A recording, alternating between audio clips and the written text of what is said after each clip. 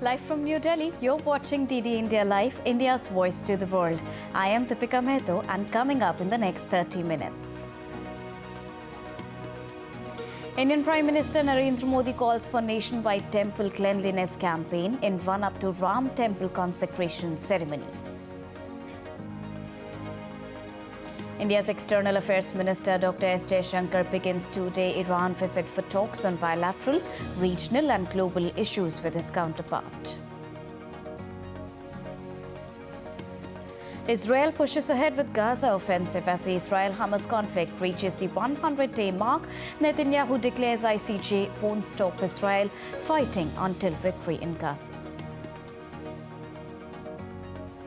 And in sports, India all set to take on Afghanistan in second T20 International in central Indian city of Indore. India is leading the three-match series by 1-0 right now.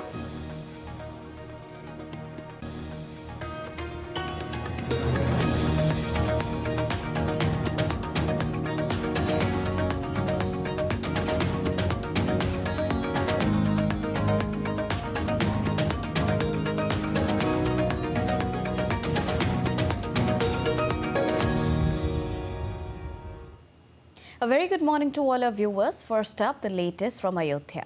Well, ahead of the upcoming consecration of the Ram Temple in Ayodhya, scheduled to take place on the 22nd of January, Prime Minister Narendra Modi have initiated the Clean Temple campaign, aiming to make the holy city pristine. Prime Minister Narendra Modi called upon the citizens to unite in making Ayodhya the cleanest city across India. He also urged people nationwide to kick off a cleanliness campaign at smaller pilgrimage sites starting on Sunday and continuing until the 22nd of January. Prime Minister Narendra Modi also participated in the Swachhata Abhiyan initiative at Kalaram Temple in Nashik, Maharashtra. He cleaned the temple floor using a mop and bucket.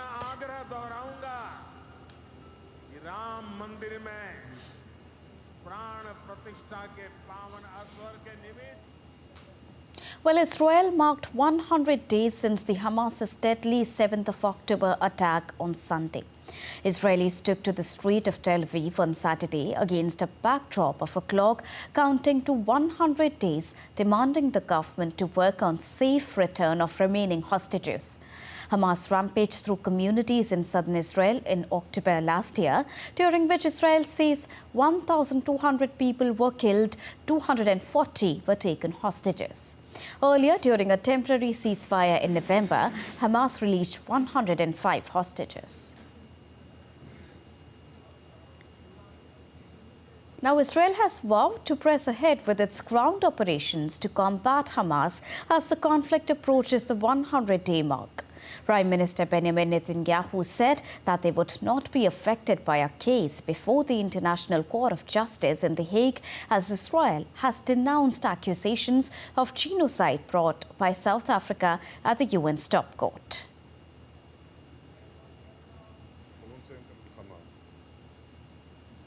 We today mark 100 days of war, 100 days since the terrible days on which our citizens were slaughtered and kidnapped. We are continuing to the war to its conclusion, to total victory, until we have achieved all our objectives.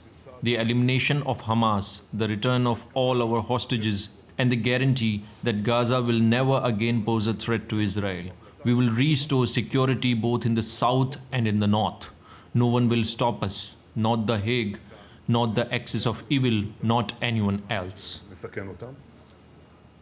French President Emmanuel Macron called on negotiation for the release of hostages taken by Hamas on the 7th of October. In a video message, Macron said that France does not abandon its children, referring to the French citizens still in captivity. 100 jours aujourd'hui, 100 jours. It's been 100 days today. 100 days.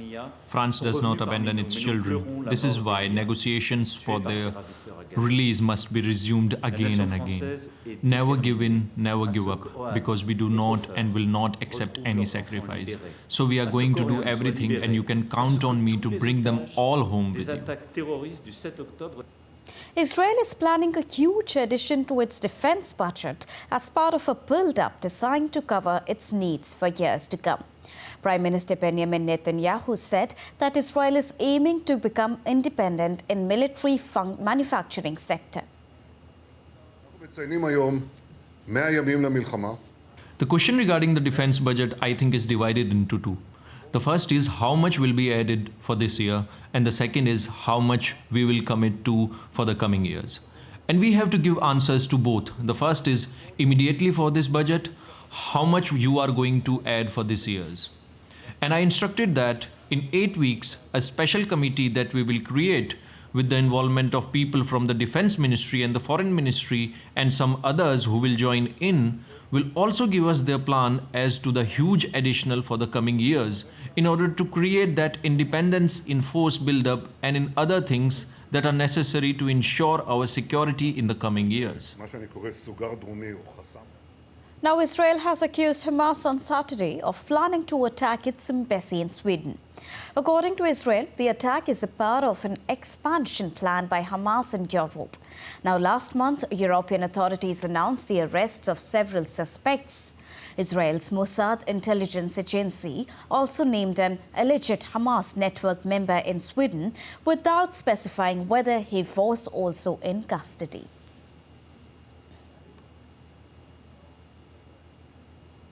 President Joe Biden departed Washington, D.C. for a weekend retreat at Camp David on Saturday morning as he faced challenges from Iran and China on international stage.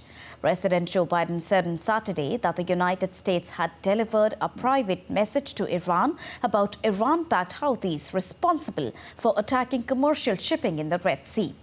Biden also told the reporters at the White House before departing to the Camp David presidential retreat for the weekend.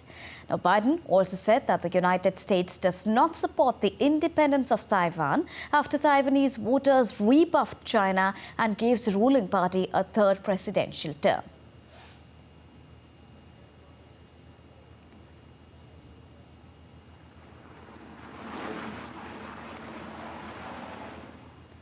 Rejecting Chinese pressure and efforts to impact elections outcome in Taiwan, the voters ushered the ruling Democratic Progressive Party's presidential candidate Lai Ching-te into power by giving him 40% of the votes. Lai is strongly opposed by China for championing the cause of Taiwan's separate identity. The international community has responded to the election's outcome, while British Foreign Minister David Cameron congratulated Lai on his victory with hopes of peaceful resolutions of the differences. US President Joe Biden said that the United States is not supporting the independence of Taiwan. Republican presidential candidate and former United Nations ambassador Nikki Haley was out in Iowa for the final campaigning ahead of the first nominating contest for 2024 U.S. presidential elections. Haley made a campaign stop in Iowa City where she rallied supporters, pledging military aid to Israel and Ukraine if she became the president. She also said she would crack down on illegal immigration and close the border if she got into the White House. Now, Republicans have been campaigning hard across the state, which will host the first nominating contest for the 2024 elections, scheduled for the 15th of January. Russia said once they take Ukraine, Poland and the Baltics are next. Those are NATO countries. That puts America at war. This is about preventing war. It's always been about preventing war. That's why we should give Ukraine the equipment and ammunition they need to win. Russia has hit rock bottom. We know that. Updates from Ecuador now. Over 40 prison staff members who had been held by inmates at prisons in the South American nation amid a sharp uptick in violence were freed. These were among 178 guards and administrative staffers that had been held hostage since Monday in at least 7 prisons as a security crisis escalated in Ecuador. The police and the armed forces were continuing to carry out operations at prisons and around the country. More than 800 people have been arrested since the state of emergency began on Monday. Ecuador has meanwhile stepped up its military presence at a shared border with Colombia, with soldiers inspecting vehicles and passers-by on Saturday following a spike in violence across the nation. Ecuador government blames the deteriorating security situation on an increase in drug trafficking through Ecuador that borders Colombia and Peru and has now become a major drug shipment point. Rescue workers in Colombia rescued survivors and retrieved their bodies after a mudslide brought on by heavy rains in northwest Colombia that killed at least 34 people and injured dozens of them. The mudslide, which happened on the 12th of January's afternoon, covered a roadway that connected the cities of Quito and Medellin. Rescuers and canines from across Colombia were dispatched to the scene to search for injured people. In a message on the social network X, Colombian Vice President Francia Marquez lamented the incident and reported the dead were mostly girls and boys, citing preliminary reports.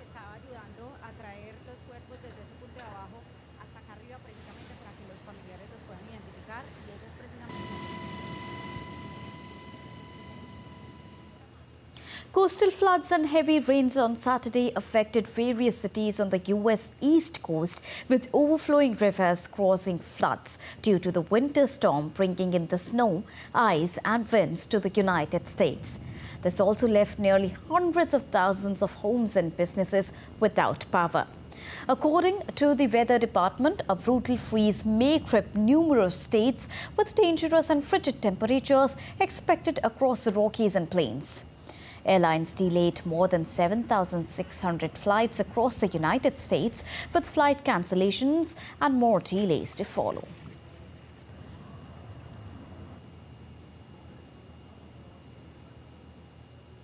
Members of the Danish Royal Lifeguards performed their routine changing of the guard ceremony at Copenhagen's Amalbong Palace on Saturday, ahead of Queen Margaret II's formal abdication on Sunday.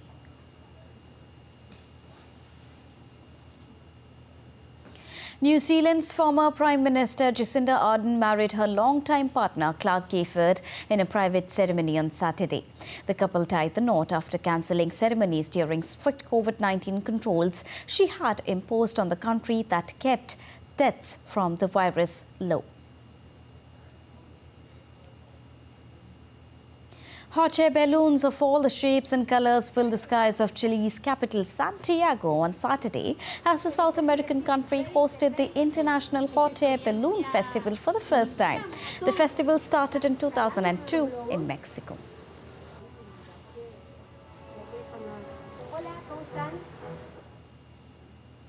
Indians in the United States organized a car rally in New Jersey with over 350 cars. The event was held ahead of the Pran Pratishta consecration ceremony of Ram Temple, scheduled to take place on 22nd of January in India's temple town, Ayodhya. We are moving for a short break, but still to come on DD India Live. People across South India celebrates the harvest festival of Pongal, thanking rain, sun and farm animals.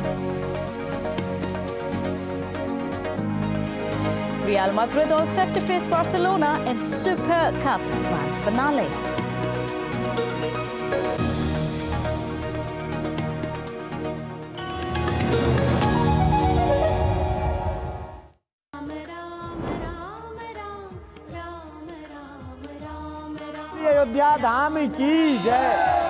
This is Dashrath Mahal or Dashrath Palace, which is thought to have served the home of Lord Rama in his younger days and also served as a capital of King Dashrath. Ram राज्य पूर्णतः 22 जनवरी को वापस आ रहा है। हम लोगों में एकदम हर्ष उल्लास है। जय Shri Ram.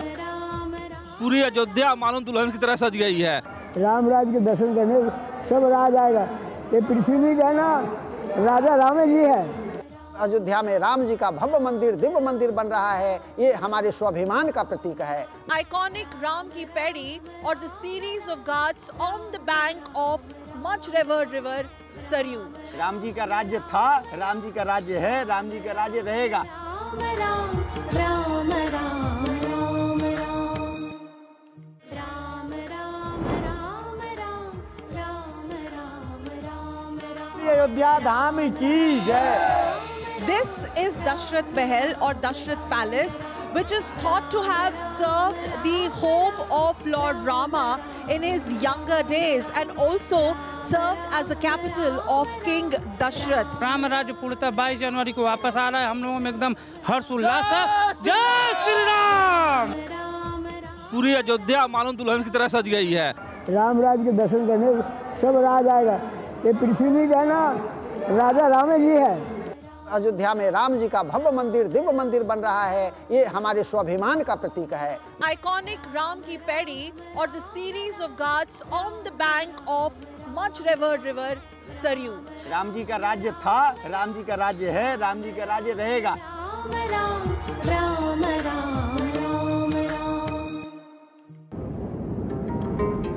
Meghalaya, the abode of clouds.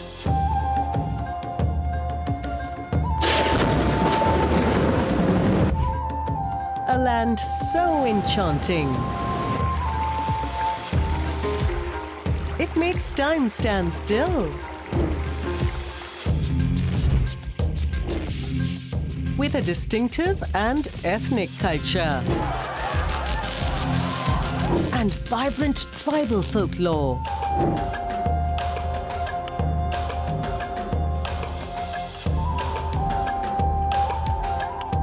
Filled with the goodness of nature. Every day here is an adventure.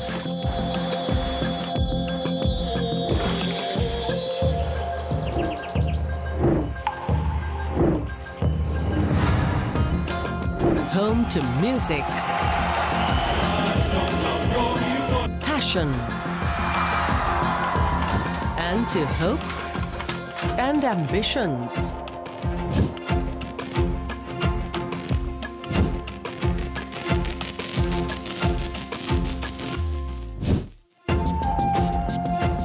Welcome to the magical land of Meghalaya.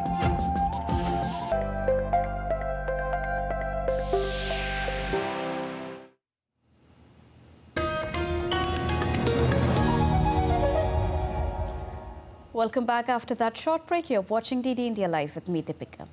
Well, India's External Affairs Minister, Dr. S. Jaishankar, will visit Iran on the 14th and 15th of January as part of the ongoing high-level exchanges between the two sides.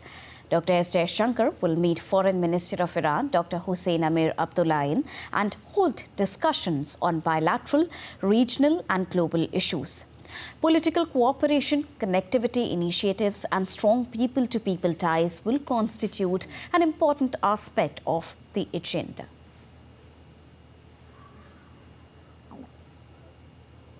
The Atal Setu linking Mumbai and Navi Mumbai has been opened for the commuters from today onwards.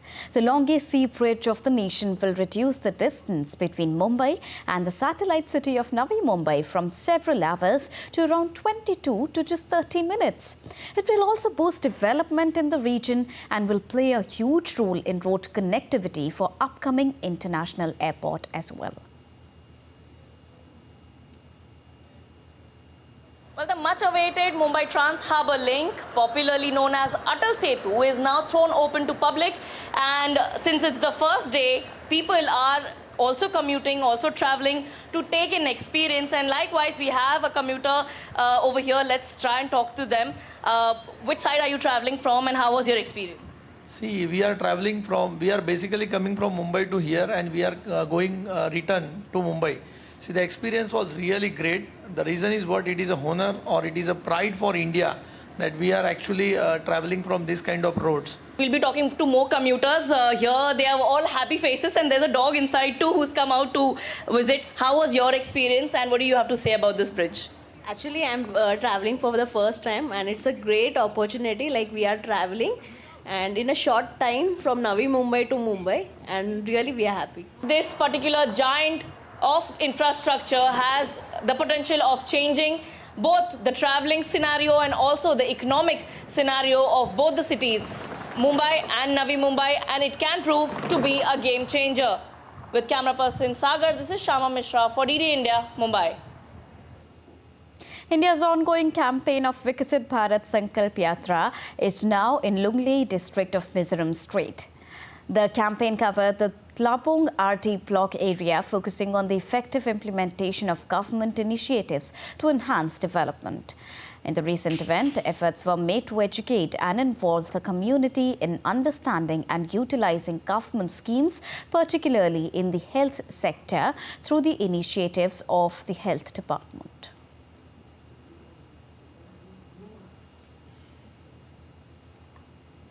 And now let's take a look at other stories making news across the nation.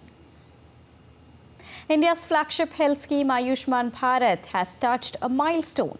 More than 300 million Ayushman cards have been issued to the beneficiaries under Ayushman Bharat Pradhan Mantri Jan Arogya Yojana. The scheme provides a health cover of 500,000 rupees annually to vulnerable families. The scheme was launched by Indian Prime Minister Narendra Modi in the month of September back in the year 2018. South India's Chennai International Airport is all lit up with colourful lights on the occasion of Pongal. People across South India are celebrating the harvest festival of Pongal, thanking rain, sun and farm animals. Offerings of boiled milk and sweets are made to appease the gods to ensure a bountiful harvest. Passengers at Chennai Airport also witnessed the festivities as the terminals were decked up for the occasion. In Indian state of Odisha, preparations are in full swing for the inauguration of Lord Sri Jagannath Temple Heritage Corridor project. The 12th century temple complex is scheduled to be inaugurated on the 17th of January. The corridor aims to enhance visual appeal and surroundings of the iconic Jagannath temple. The inauguration comes just 5 days ahead of the Ram temple consecration. India's Union Minister Piyush Goyal celebrated Harvesting Festival of Lohri with United States Trade Representative Ambassador Catherine Tai. The ambassador attended the function along with her delegation. The celebration was held at the National Crafts Museum in New Delhi.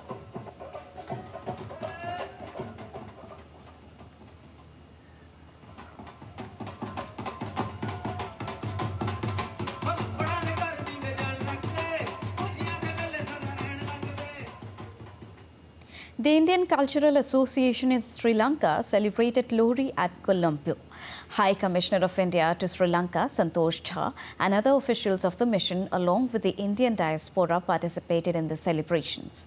The event had burning of Lohri, followed by cultural performances.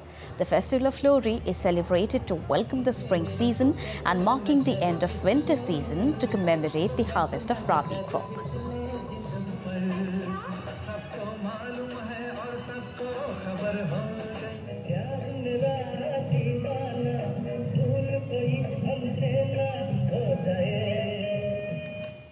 The second International Ayush Conference and Exhibition opened its door at Dubai World Trade Center, orchestrated by the Science India Forum and Ministry of Ayush.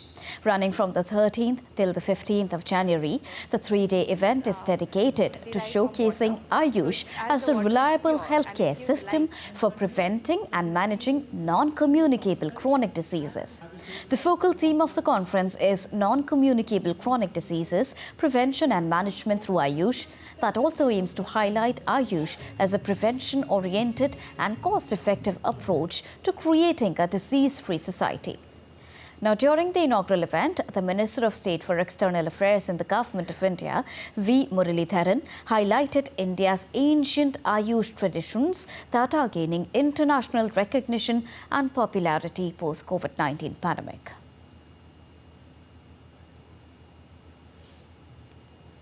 Embassy of India in Kathmandu, in collaboration with the Indian Citizens Association of Nepal, celebrated the Prasar Bharati Divas on Saturday. Ambassador of India in Nepal, Naveen Srivastav, stressed on the importance of organizing the festival and said that such activities allow Indian diaspora to connect with their roots. The live musical performances were culminated to celebrate the consecration ceremony of Lord Ram that is going to be held in Ayodhya on the 22nd of January. प्रवासी भारतीयों को सम्मिलित होकर महत्वपूर्ण जिम्मेवारी का निर्वाह किया। नई schemes Cold wave conditions are continuing in Indian capital Delhi. A thick layer of fog engulfed the city on the early morning of Sunday. The Indian Meteorological Department has also issued an orange alert for the city on Sunday. Now, further to this, in the wake of dense fog blanketing airport runways and low visibility, flight operations have also been disrupted at Delhi's Indira Gandhi International Airport. Also, the train services were affected due to fog, and many trains are running late. The visibility reduced to only few meters at some places across the city. Now in DD India Live, it's time to give you a sports update. To begin with cricket first, Rohit Sharma-led Indian cricket team will face Afghanistan for the second T20 international match in central Indian city of Indore on Sunday. India will be eyeing to seal the series with another victory in Rohit Sharma's captaincy, as the veteran will play his 150th T20 international match on Sunday. He will be the first player to achieve the milestone. On the other hand, Afghanistan will leave no stone unturned to level the series in this super encounter.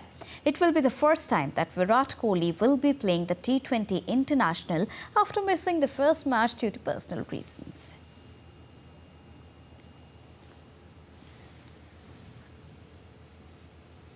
On to soccer now. Barcelona has set up a dream Spanish Super Cup final clash with Real Madrid on Sunday. The El Clasico in Saudi Arabia will be hard-fought with no dearth of action in the showpiece clash. Here's the report. Barcelona has set up a dream Spanish Super Cup final clash with Real Madrid on Sunday after a 2-0 win over Osasuna in the semi-final. The El Clasico in Saudi Arabia will be hard-fought, and there will be no dearth of action in the summit clash. Barcelona coach Xavi Hernandez has issued a warning to his club's rival. We need to go into the match looking to dominate, take the ball from Madrid. We need to show more than ever our DNA, our style of play. It is an ideal match. A final against Madrid is a Clasico. That gives us extra motivation. We need to show our best soccer. However, Real Madrid could come out on top given their incredible consistency and ability to conjure comebacks this season. A case in point being the semi-final. Real Madrid has beaten city rivals Atletico Madrid 5-0 in the breathtaking derby. The team is really happy. I think we need to relax. There are still 90 minutes to win the title, and that's our objective. It's nothing new. It is in Real Madrid's DNA. This is a good lesson for the younger players who have come back. The stakes do not get higher than this. To win the team's first silverware of the season will serve as a massive confident booster to the dressing room, fans and the management. And that's all for this edition of DD India Live. But let us know your thoughts on the news of the day. You can connect with us on Facebook, X, formerly known as Twitter, and Instagram. We will be back with more news as it breaks here on DD India. I'm Deepika Mehta, and from all of us here in Delhi, thank you so much for watching DD India Live. Namaskar.